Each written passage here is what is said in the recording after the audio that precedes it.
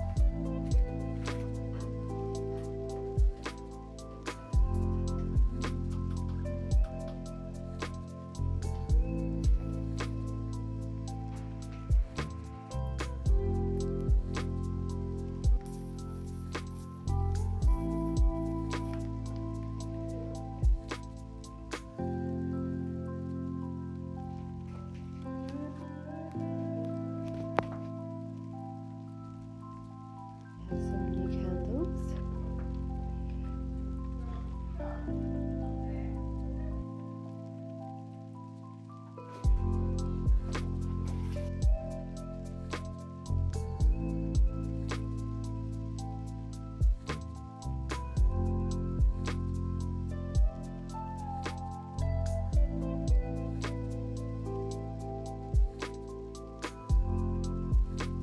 Okay, now I'm just adjusting the base layer, so I just have to wait for it to dry, and I'm just going to do a very simple design.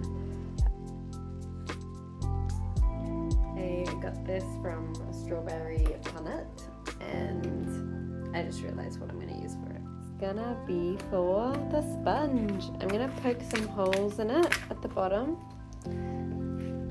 and this is where the sponges can live. Can they be friends? Kind of like getting stuck. Yeah.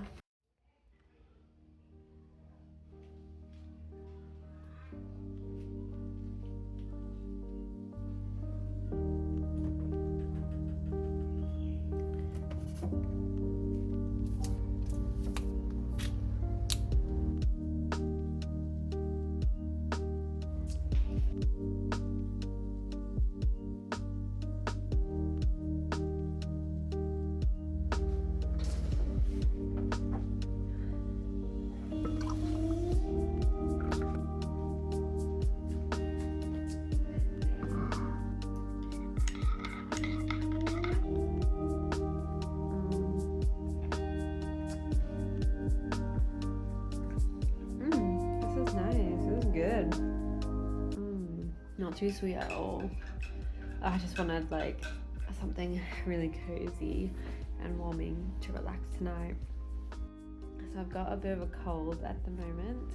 I'm gonna guess I got it from volunteering last week, and it just took a while to manifest because I could feel it coming, but then it didn't really like, I thought I got better, and then like 2 days later it was like there. I actually haven't stayed here for a few days because I've been unwell, and my lover has been looking after me, making me tea and yeah, just taking care of me, so that's been really nice. I also got my period today. I've been in bed a lot, to be honest. That's so good. So it's a little bit hard sometimes to kind of feel this way when I have things that I want to do, and also I have been struggling to get back into studying since it's been so long since I worked and had a routine, and I find myself kind of torn about being disciplined and also resting. I know there's a middle way to achieve, like to still work towards your goals without pushing yourself, but I push myself in my previous jobs in London, and I feel like my body was really suffering the effects of using adrenaline and like anxiety and stress to allow myself to produce a lot of work and good work as well.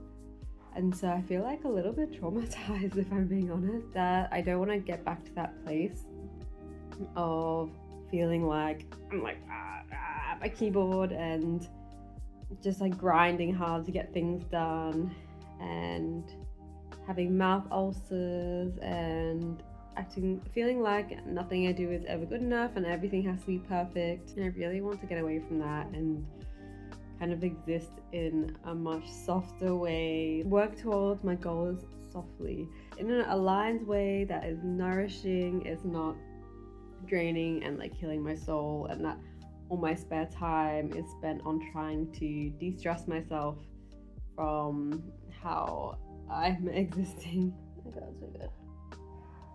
I finished it already. How? And this isn't just translating to studying, it's also for some other goals I had, like learning another language whilst I've been traveling and I haven't been working. Like, it was one of my goals, but I have felt the same way where I just didn't want to like push myself hard to do things. And now I'm at the point where I think I'm going on the almost it's not fully the opposite side of the spectrum, where people can feel paralyzed by perfectionism, because I'm still doing things, it's just not super consistent. Yeah, it's been hard like to not be disappointed with myself, and also just give myself some grace that I can also just rest. I've worked for like 9 years, and a lot of it was grinding, and to have some time off now and to just take my studies like slowly and calmly, like I think I owe that to myself. Financially, it has other implications, so ideally I would like to finish my studies as soon as possible so that I can begin to make an income again and it be something I'm actually passionate about. And yeah, my interests, like things I've actually been interested in, even for myself, for a long time, but still the motivation isn't really there. And I already know that this is like a Buddhist quote that I like to repeat a lot, that I have learned from Adam Brown when I was in my early 20s, which was pushing the wheelbarrow is easy. It's thinking about it that's hard. So basically, like, doing what you need to do is actually easy. Like, to push a wheelbarrow is easy. You just, grab your hands and then you start to push it. It's not actually that difficult. But thinking about having to do it is what is hard and makes you kind of like not want to do it, think of excuses and kind of dread it and have all these stories. So if we kind of take that away, the thinking, and we just focus on the doing and sitting down doing it, then it's easier.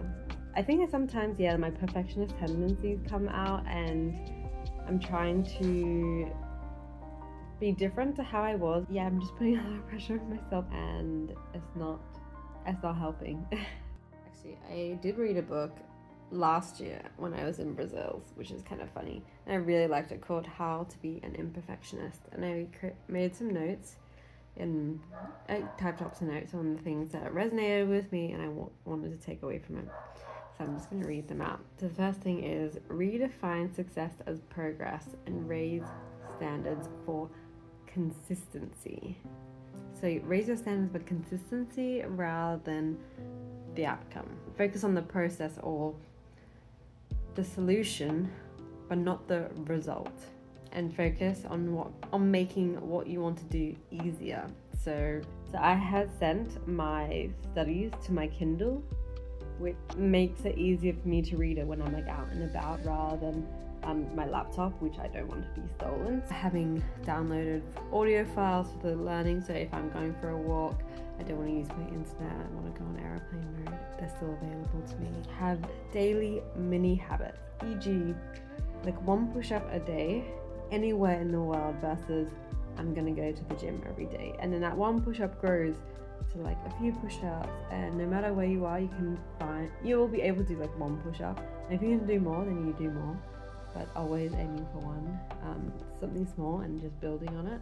And instead of seeing a situation from 1 to 10 being poorly or perfectly, see them,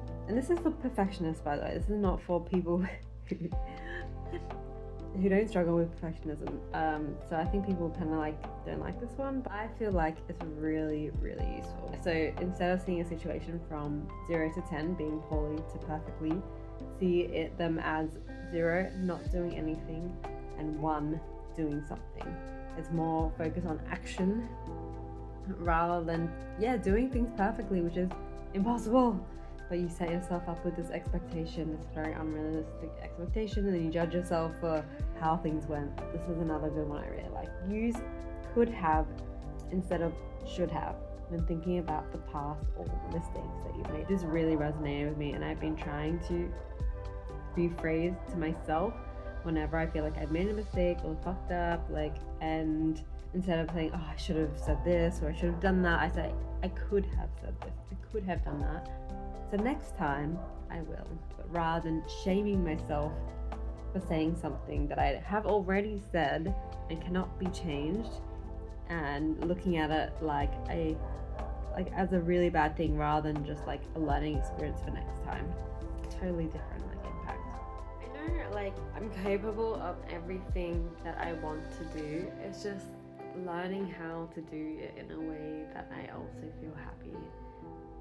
I feel like this is what I'm still learning and figuring out, and I just need to give myself some grace that it's just gonna be a process and of self-discovery, what this looks like, and a practice. If I've been existing and tackling things in my work, especially in a certain way, it's gonna take some practice to learn a different way.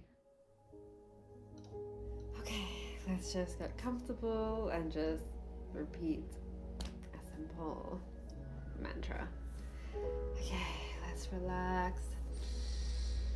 Take a deep breath into our belly. Excuse my blocked nose because I am sick.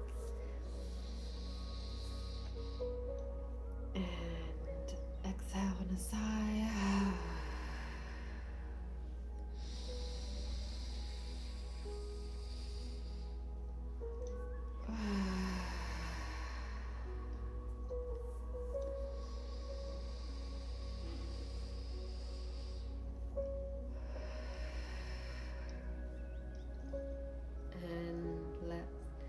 You can repeat after me. I am loving awareness.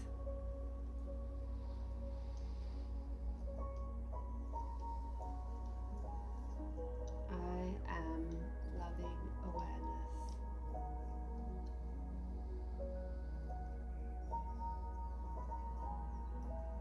I am loving awareness.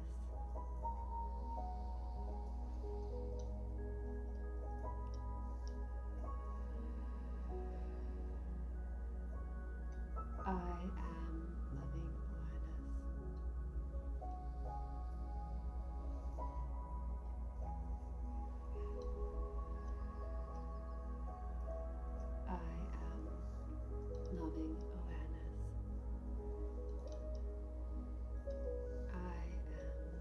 loving awareness.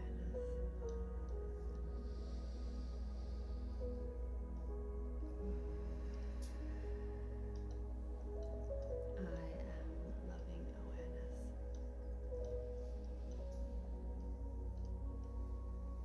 Okay, I will see you in a video soon. Thanks for joining me.